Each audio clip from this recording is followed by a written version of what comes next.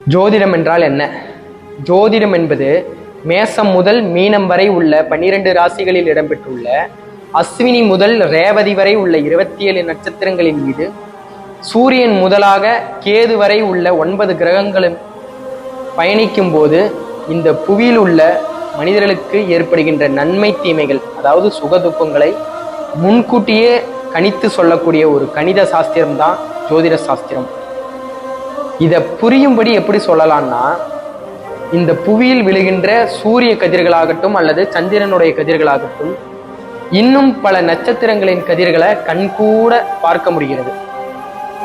இன்னும் கண்ணுக்கு புலப்படாத 7 கிரகங்களின் கதிர்வீச்சுகளும் மிக முக்கியமான 27 நட்சத்திரங்களின் கதிர்வீச்சுகளும் அறிவியல் நமக்கு உணர்த்துகிறது. நம் கண்களால தான் பார்க்க முடியவில்லை, ஆனால் அறிவியல் பூர்வமாக அந்த கதிர்கள் நம்ம புவி மீது விழுவது உண்மை என்பது அறிவியல் உணர்த்துகிறது.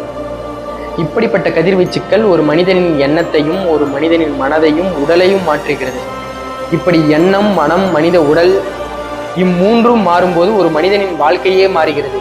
இந்த காரணம் கொண்டே கிரகங்கள் மனிதர்களை ஆட்டுவிக்கிறது என்று ஜோதிடம் சொல்கிறது. ஜோதிடம் என்றால் என்ன என்பதற்கான என் மனதிற்கு எட்டிய ஒரு சிறு விளக்கத்தை கூறியிருக்கிறேன்.